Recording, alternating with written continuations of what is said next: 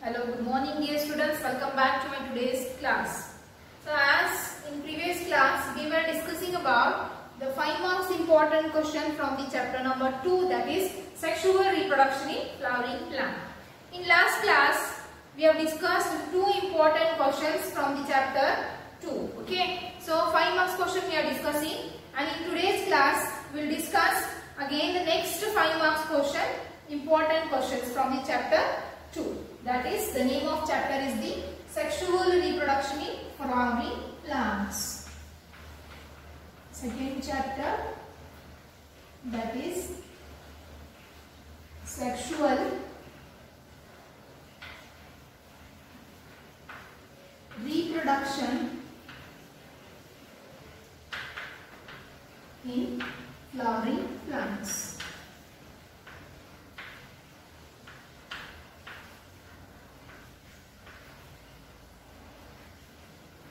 Sexual reproduction in flowering plants. From this chapter we are discussing in today's class 5 marks important questions. 5 marks questions.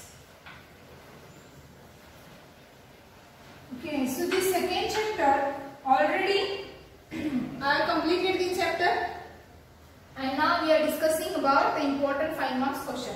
So whatever will explain you and what the questions I will tell you, these are the questions which were asked in the previous examination. So we have collected the questions from the many years question papers, and now we are discussing the chapter wise important questions. So whatever the question we will discuss, you just make practice of that writing questions. Wherever the diagrams are there, draw a neat label diagram, practice to draw a neat label diagram. So for 5 marks question, if diagrams are needed and if you will not draw the correct diagram, you will not get the marks. So just remember, one thing is, for 5 marks question, to any concept, if the 5 marks question is there and the diagrams are there, you must and should draw the diagram and you have to explain the points. Okay. So in last class we have seen the 2 important questions, and now we will see the 3rd important question from this chapter. First I will write the questions and then I will explain the points. Okay. So the next question is, explain, note down in your book, explain the process of microsporogenesis. Microsporogenesis. Okay, so this is your question. So as in last class we have seen the LSF flower, explain the structure of LSF flower, it may be asked for 5 marks. And then we have seen that the structure of microsporangia. And now in 3rd question is what? Explain the process of microsporogenesis. To explain this process, you should understand the structure of the microsporangia. Okay. So microsporangia, in that what is present? The 4 wall layers are present, and at the center there is a presence of a mass of a tissue, and that is called as the sporogenous tissue. So in this process, microsporogenesis, that sporogenous tissues takes parts in the formation of the microspores. So now here we will see the answer of this question. First of all, while writing the answer for this, you have to write first the definition of microsporogenesis. What is the definition?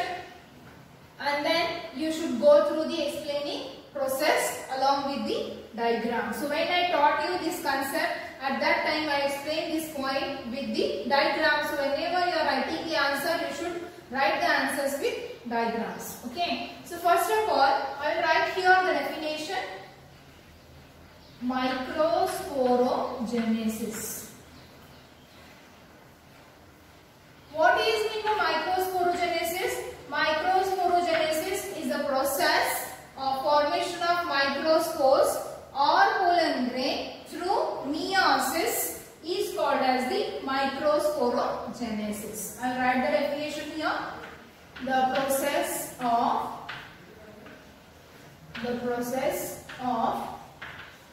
formation of microspores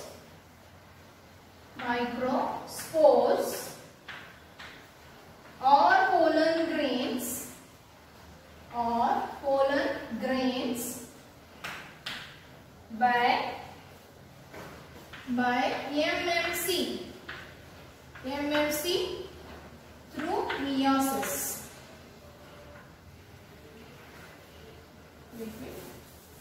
By MMC or PMC through meiosis. Okay. So now here listen. What is meant by PMC and MMC? MMC means microspore mother cell and PMC means pollen mother cell. So what is the definition of microsporogenesis? The process of formation of microspores by microspore mother cell or pollen mother cell through meiosis is called as the microsporogenesis. So I told you that inside the anther there is a presence of mass of sporogenous tissue. So when the anther get matures, that sporogenous tissue, each one of these sporogenous tissue can act as a MMC and that can undergoes in a meiosis to result in the formation of the microspore tetrad. So here listen, one thing is you should remember which division takes place at the time of the microsporogenesis. You should remember this is the meiosis. So meiosis is a division. Already you know that meiosis 1 and meiosis 2. So meiosis 1, at the end of meiosis 2, what the formation of the 4 daughter cells takes place, and that are nothing but here the microspores. So we will see by the diagrammatic representation how the microspores are formed. So first one cell. Actually this process starts from the one cell, a single cell, and that cell is what I told you here. It is a MMC or it is a PMC. Okay, so what is this? This is nothing but a sporogenous tissue from the anther. Okay, so this one of the sporogenous tissue acts as a microspore mother cell or pollen mother cell, and that will be undergoes in a meiosis to form the microspores. So how microspores are formed? Finally the 4 microspores are formed, that is microspore tetrad. But the division how it forms? First the meiosis 1 takes place. Meiosis 1. Okay, and meiosis 1, in this MMC divides and which results in the formation of 2 cells. So as we know meiosis has 2 steps, meiosis 1 and meiosis 2. So by meiosis 1 the 2 cells are formed and this is called as the microspore dyad. Microspore dyad. Further the division continues, means meiosis 2 takes place. Meiosis 2 takes place and these 2 cells becomes now 4 cells. Okay. So what here? The 4 cells are formed and these 4 cells are called as the microspore tetrad or pollen tetrad. You can call it any. Microspore or pollen is the same concept.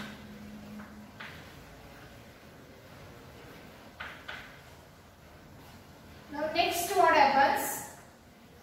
This is the process of microsporogenesis.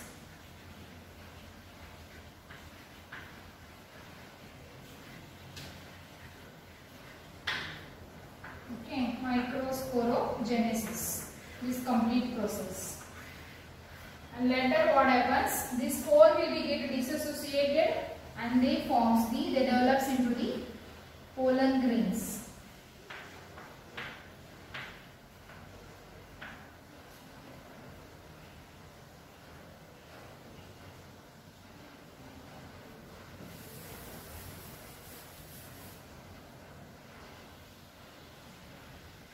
Each one of the microspore gets separates. This is microspore.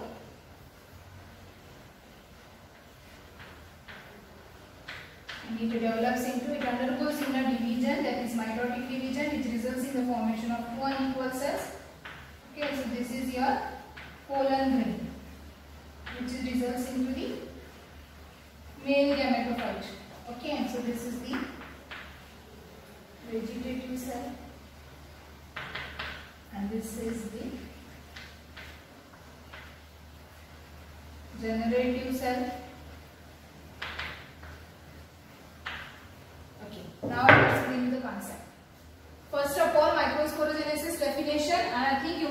understood this, the process of formation of microspores or pollen grain by microspore mother cell or pollen mother cell through meiosis. Okay. Next one is, so how it occurs? First of all, here the pollen grains, that is pollen grain, how it forms? It is formed from a single microspore mother cell. These are nothing but sporogenous tissue which undergoes in a meiosis. First they form the two cells and that is called as the microsporidia, and then later further the division continues, that results in the formation of 4 microspores. It is called as the microspore tetrad. So why it is called as a microspore tetrad? So wherever these 4 microspores are formed, they together lives in a cluster, is called as the microspore tetrad, or you can call it as a pollen tetrad. So as the anther matures, this whole process where it occurring, it occurs inside the anther. Okay. So this process, microspore tetrad, whenever the anther matures, these 4 microspores get dissociate from each other. Dissociate means they will get separate from each other, and each one of the microspore develops into the pollen grain. So what is pollen grain? Pollen grain is the male gametophyte. So you can see here, one after the separation, this is one microspore. So I am taking here example, and this microspore undergoes in a mitotic division. Mitotic division means equational division, and that results into the formation of the 2 unequal cells. 2 unequal cells, one is the smaller and one is the larger. So that larger cell is called as a vegetative cell and smaller cell is called as a generative cell.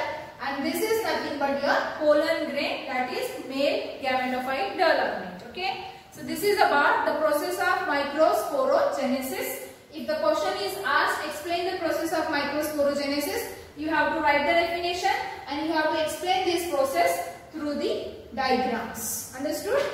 Okay. Now we'll see the next important question.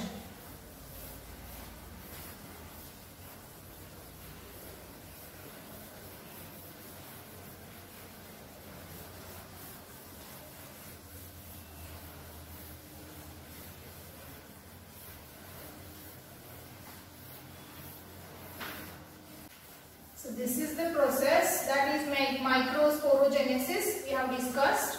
Now we'll see the next question, that is question number 4 in 5 marks questions. Okay. Question number 4. So next question is describe the structure of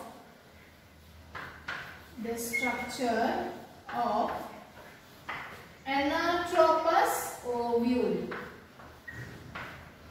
Anatropous ovule. Okay, so this is your fourth question. So anatropous ovule in the angiosperms means it is nothing but the megasporangium. So to write this answer, you should know what is anatropous ovule. Megasporangium only called as the anatropous ovule. So always remember, the ovule has different types. Anatropous ovule means in angiosperms mainly we can see, that is the presence of anatropous ovule. So ovule is also called as megasporangium. You remember, right here in the bracket, the ovule is nothing but it is a megasporangium.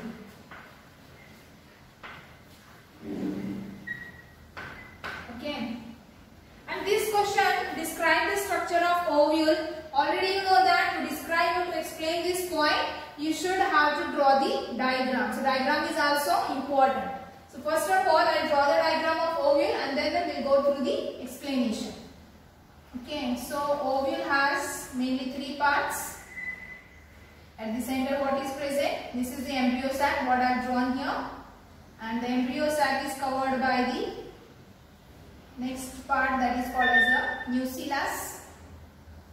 And next is, there is a presence of protective covering, and that is nothing but the integument. So while drawing the diagram, you should draw the diagram very carefully and you have to label all the parts. So listen, if your diagram is not proper, then you will not get a completely full marks. Okay. So here the angiospermic ovule is of unitegmic or biategmic. So The integument wall layer is of 1 or 2. Okay.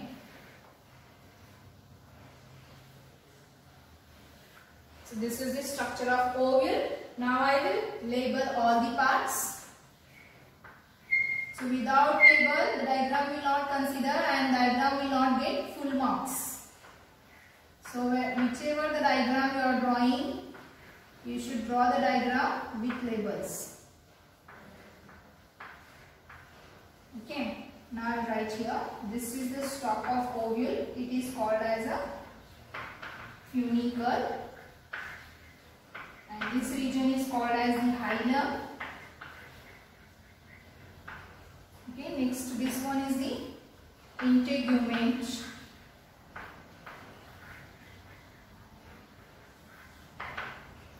This is outer integument. And this one is the inner integument. Okay, and next one is a nucellus. And next at the center there is a presence of embryo sac.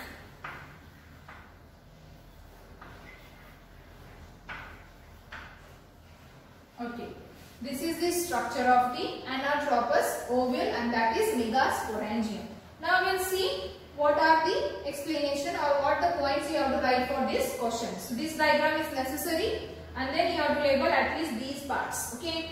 So first of all we will start with this funicle. One part, that is funicle. Here you can see a symmetrical stalk-like structure. It is called as the funicle. First, before going to see the structure of ovule, you should know where the ovule is present.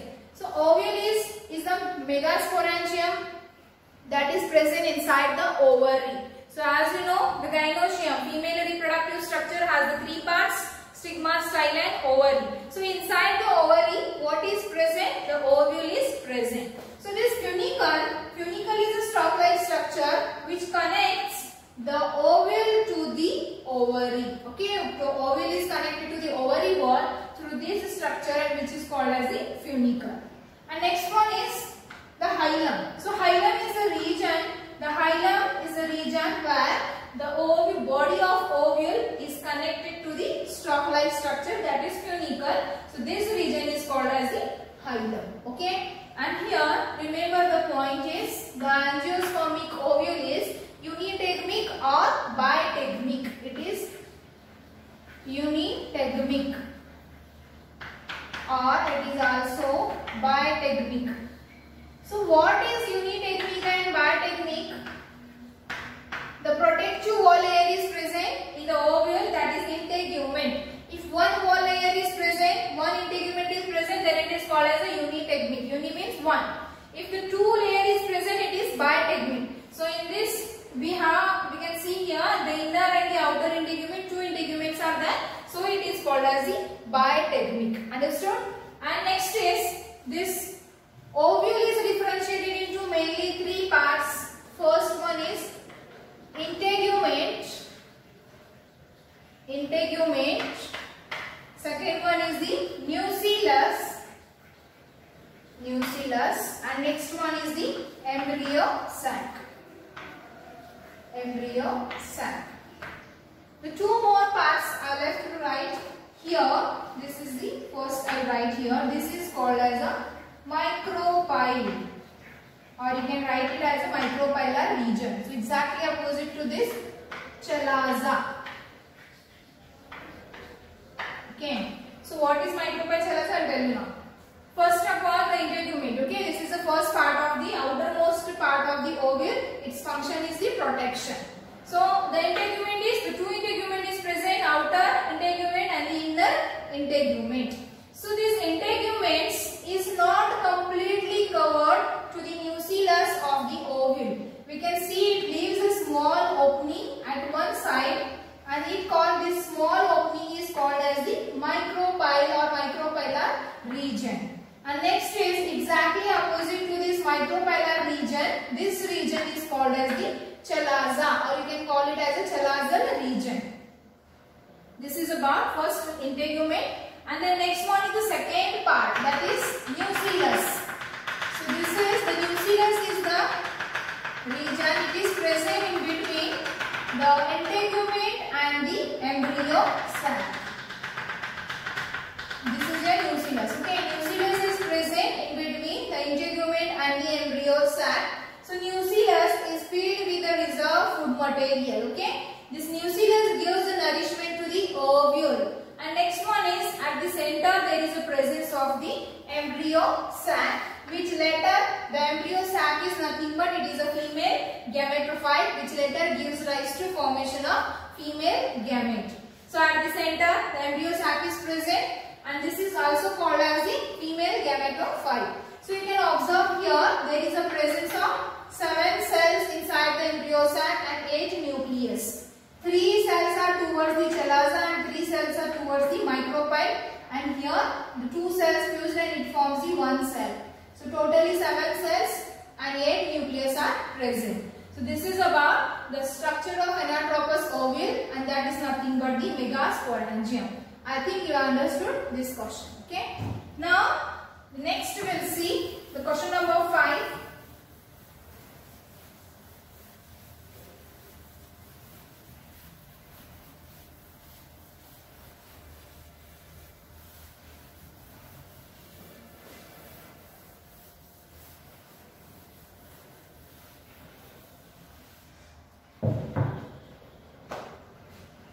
Question number 5.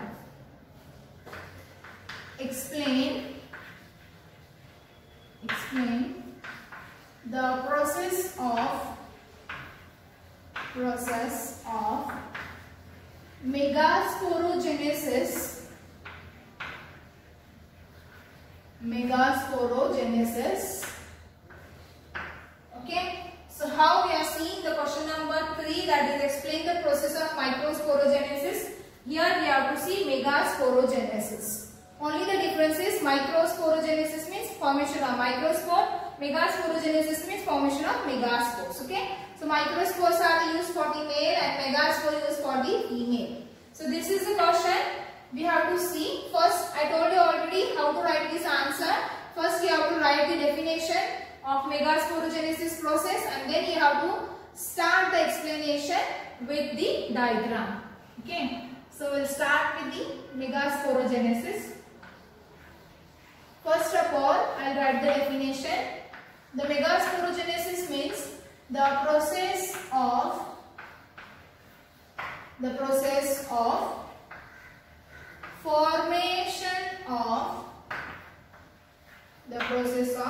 formation of megaspores by MMC. Here MMC means megaspore mother cell. Megaspore mother cell. Mother cell. Same here MMC. Okay, through meiosis.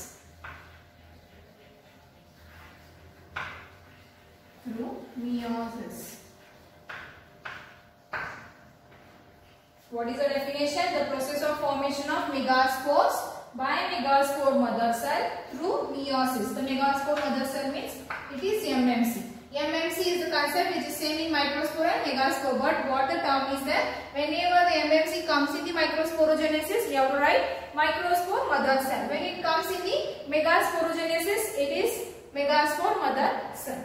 So now we will see how it occurs. So before this question we have discussed about the structure of megasporangium. Okay. So I told you the megasporangium, in that one part, that is nucleus. In that what is present, the reserved food material is present. So nucleus, the cells from the nucleus, each one of the cells from the nucleus can act as a MMC. Okay. So as I told you, the cell sporogenous tissue becomes microspore mother cell. Similarly here, the nucleus tissues of nucleus cell, it becomes megaspore mother cell. So how it occurs? See, I will draw the diagram here. Suppose this is what the nucleus is present surrounding to this. Okay, so these are the nucleus tissues. So from this one cell it can act as a MMC. MMC means what? Megaspore mother cell. And what I have written here, it can take place this process by which division? Meiosis. Okay, meiosis, as you know, the same microspores, microsporogenesis, how the division occurs, same division occurs in the megasporogenesis. So this MMC divides and which forms how many cells? 2 cells. Here what happens? Meiosis 1. And this is called as the megaspore dyad.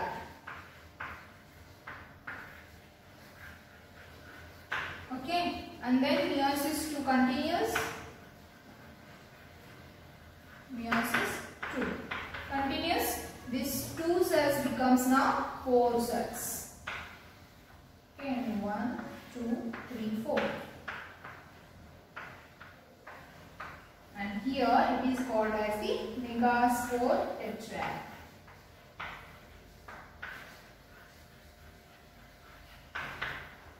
Okay, this division is same as in the microsporogenesis, but what the difference is there, I will tell you. First, megaspore mother cell undergoes in meiosis 1, it results in the formation of 2 cells, that is called as the megaspore dyad, and further the meiosis 2 continues, which results in the formation of 4 cells, that is megaspore tetrad. So in microsporogenesis we have seen that 4 microspore or microspore tetrad, each one is functional and it results in the formation of what? Development of the pollen grain. But here what the difference is that, you should remember this is a main important difference in the megasporogenesis process. As these 4 megaspores are formed, but out of these 4 megaspore, only a single megaspore is the functional megaspore.